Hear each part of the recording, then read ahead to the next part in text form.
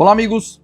Hoje eu vou apresentar para vocês o nosso módulo classe D, módulo GPON classe D, que tem mais potência e uma sensibilidade melhor para receber o sinal daquelas ONUs que estão mais distantes e com um sinal bem atenuado, tá? Então ele tem essas principais vantagens, mas para que você entenda a vantagem dele em relação às versões anteriores, eu preciso contar um pouco para você de onde que veio, né, como que iniciaram-se os módulos GPON e chegamos até o classe D. O primeiro módulo que foi desenvolvido ali pela ITU-T, né, que foi normatizado pela ITU-T, a norma é ITU-T G984.2, que é a G984 é a norma do GPON, e o ponto 2 é a parte que trata da parte física dos dispositivos, tá? Então, se você quiser saber e confirmar isso que eu estou dizendo aqui, pesquisa aí ITU-T G984.2, que as informações estão lá.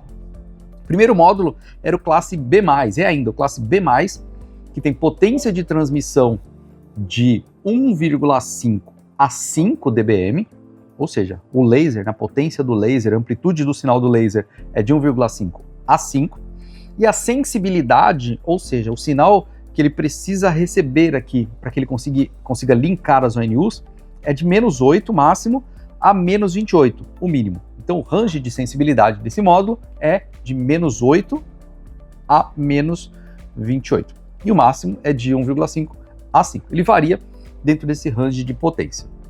E, como eu falei, é GPON, né? Então é 2488 de download, de tráfego, e 1.244 de upstream, né? De uplink aqui. Então é um GPON. Todos eles, na parte de dados, têm as mesmas características, tá? O que muda é quando a gente vai para um XGS-PON, que é a taxa de dados muda e a norma também muda. Mas aqui a gente está falando de GPON. 2,5 GB de tráfego de download e 1.2 GB de tráfego de upload, arredondando aí. Então o B+, de 1,5 a 5 dBm de potência e sensibilidade de -8 a -28.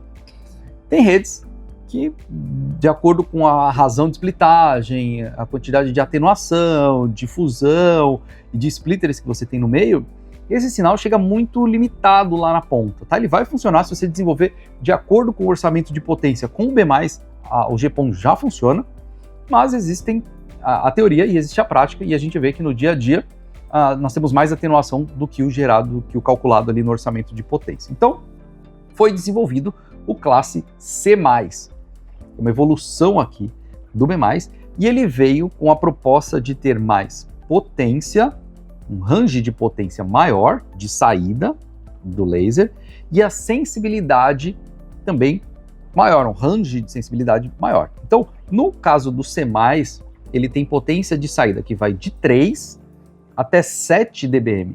Então, o range de saída já é maior, o outro é de 1,5 a 5, esse começa em 3 até 7. Então, a potência de saída dele vai variar aí dentro, tá? E a sensibilidade é de -12, que é o sinal máximo, até -32. Lembra? O B+, era -28 o sinal mínimo. Aqui já é -32. Então aquela ONU que está com o sinal chegando mais fraco aqui no B+, num C+, ela vai funcionar melhor, porque o módulo consegue captar e identificar sinais mais fracos de até -32 dBm. Então tá aí, ó, do B+ para o C+, as diferenças são essas. Potência, o range de potência maior, de 3 a 7 no C+, contra 1,5 a 8 a 5 do B+, e sensibilidade no B+, -8 a -28, e no C+, -12 a -32. Aí, ainda assim, algumas redes precisavam de um sinal melhor, né, potências maiores e sensibilidade melhor, só que a norma já pulava direto para o classe D. Mas os fabricantes desenvolveram um padrão chamado C++. Esse padrão C++, ele não está na norma, ele não está na ITU-T G984.2, ok? Na norma tem o B+, o C+, e o D. Mas os fabricantes desenvolveram o C++, que é o quê? Que ele tem mais potência, ele tem um range de potência maior do que o C++. Então ele tem a mesma sensibilidade, de -12 a -32, o C++, só que a potência de saída não é mais de 3 a 7, é de 6 a 10 dBm de potência de saída. E aí isso faz com que o sinal na ONU chegue mais forte, né? Ele já tem uma sensibilidade melhor, então ele escuta, chamado de escutar aqui, mas não é áudio, né? Mas ele consegue detectar sinais mais fracos e consegue mandar um sinal mais forte para as ONUs que estão do outro lado, melhorando aí o desempenho da sua rede. Esse é o caso do C++. Mas ainda assim, precisava-se trazer um módulo com uma capacidade de sensibilidade melhor ainda, para melhorar ainda mais redes que têm essas questões aí de problema de sinal, atenuação.